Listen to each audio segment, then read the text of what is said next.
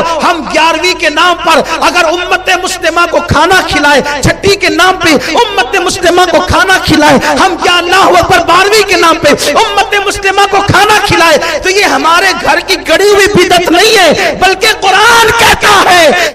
Subscribe کیجئے ہمارے channel نور رضا کو اور بیل آئیکن کو پریس کیجئے جس سے آپ کو ہماری نیو ویڈیو کی نوٹیفیکیشن ملتی رہے۔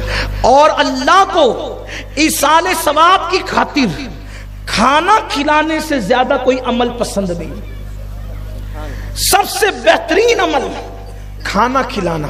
اللہ کے رسول علیہ السلام سے پوچھا گیا ایُّ الاسلام خیر یا رسول اللہ، حضور سب سے بہترین اسلام کیا ہے؟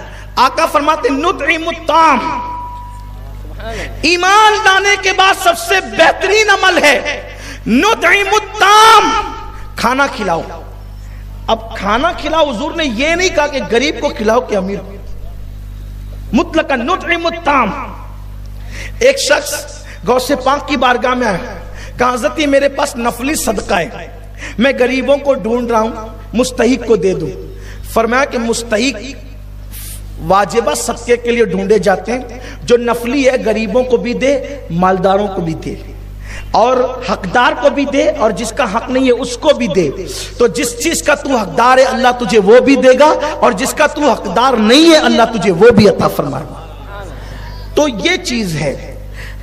تو میرے آقا علیہ السلام کے دیوانوں، کھانا کھلانا کتنی بڑی نیکی ہے۔ اب قرآن کیا کہتا ہے سنیے، جو جہنمی لوگ ہیں، جہنمی جو دوزخ میں عذاب بھگتیں گے، دوزخ میں جہنم میں جلیں گے، جہنم میں جلیں گے، تو جنتی اللہ سے کہیں گے اللہ جو جہنم میں گئے ہیں ذرا ہم ان سے بات کرنا چاہتے ہیں، گفتگو کرنا چاہتے ہیں۔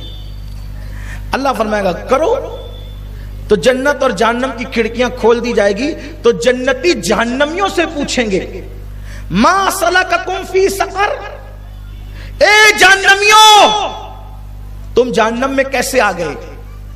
تم جہنم میں، یہ قرآن کی آیت ہے، ما سلککم فی سقر، پوچھیں گے کیسے تم جہنم میں آئے؟ تو جہنمی کیا جواب دیں گے پتہ ہے؟ قالوا لم نکو نطعم المسکین، کہ ہم غریبوں کو کھانا نہیں کھلاتے۔ اور پھر آگے اور بھی صفات ہے کہ غریبوں کو کھانا نہیں کھلاتے تھے، نماز نہیں پڑھتے تھے۔ اس کا مطلب یہ ہے کہ کھانا نہیں کھلاتے تھے غریبوں کو، اسی لیے جہنم میں آئے۔ قرآن کہتا ہے اَرَأَيْتَ الَّذِي يُكَذِّبُ بِالدِّينِ فَذَلِكَ الَّذِي يَدُعُّ الْيَتِيمَ وَلَا يَحُضُّ عَلَى طَعَامِ الْمِسْكِينِ، اے محبوب کیا تم نے دین کے جھٹلانے والے کو نہیں دیکھا کہ وہ اللہ اکبر جو دین کو جھٹلانے والا ہے وہ کون ہے؟ وہ یتیموں پر رحم کرنے پر اکساتا نہیں، اور یتیموں پر رحم نہیں کرتا، اور غریبوں کو کھانا کھلانے کی ترغیب نہیں دیتا۔ یعنی خود تو کھلاتا ہے جنتی، اور دوسروں کو بھی ترغیب دیتا ہے کہ تم بھی کھلاؤ۔ روکنے والا جہنمی ہے، اللہ کا قرآن کہہ رہا ہے، اور اس کی ترغیب دینے والے جنتی ہے، اللہ کا قرآن کہہ رہا ہے۔ اب مجھے بتاؤ ہم 11ویں کے نام پر اگر امت مسلمہ کو کھانا کھلائے، چھٹی کے نام پہ امت مسلمہ کو کھانا کھلائے، ہم یا اللہ اکبر 12ویں کے نام پہ امت مسلمہ کو کھانا کھلائے، تو یہ ہمارے گھر کی گڑی ہوئی بدعت نہیں ہے بلکہ قرآن کہتا ہے کہ جس نے دین کو قبول کیا ہے وہ خود بھی کھلائے گا اور لوگوں کو کہے گا کہ تم بھی کھلاتے رہو۔ آپ قرآن نہیں پڑھتے، قرآن اَرَأَيْتَ الَّذِي يُكَذِّبُ بِالدِّينِ فَذَلِكَ الَّذِي يَدُعُّ الْيَتِيمَ وَلَا يَحُضُّ عَلَى طَعَامِ الْمِسْكِينِ، وہ دعوت نہیں دیتا، وہ ابھارتا نہیں غریبوں کو کھانا کھلانے کے لیے، وہ دین کو جھٹلانے والا ہے۔ بھائیو کب تک صرف کھاتے ہی رہو گے؟ کبھی کھلانے کی بھی تو بات کرو، کبھی کھلانے کی بھی تو ترغیب دو۔ اسی لیے اہل سنت و جماعت اولیاء اللہ سے وابستہ لوگ ہیں۔ ہمارے بزرگوں نے لنگر کھلائے، بابا فرید کا لنگر چلتا رہا، غریب نواز کی خانقاہ سے لنگر چلتا رہا، غوث العظم دستگیر کے یہاں تو اب بھی جاری ہے، غریب نواز کے یہاں بھی اب بھی جاری ہے۔ یعنی کھلاتے رہو اور فلاح پاتے رہو۔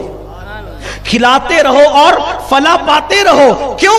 میرے آقا فرماتے ہیں اگر تم نے کسی مسلمان کو ایک لقمہ کھلایا تو تمہارے اور جہنم کے درمیان 70,000 سال کا فاصلہ پیدا کر دیا جاتا ہے. اور ایک روایت میں 70 سال کا فاصلہ پیدا کر دیا جاتا ہے. جب ایک لقمہ کھلانے کی برکت یہ ہے تو پیٹ بھر کھلانے کی برکت کیا؟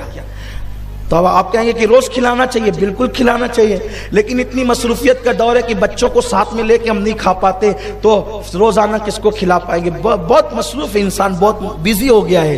تو ہمارے بزرگوں نے بتا دیا بھیا روز روز نہیں کھلا پائے گا تو چل 11ویں کے بہانے کھلا، غریب نواز کی چھٹی کے بہانے کھلا، مخدوم سمنا کی 28ویں کے بہانے کھلا، امام اہل سنت کی 25ویں کے بہانے کھلا، صابر پاک کی 13ویں کے بہانے کھلا.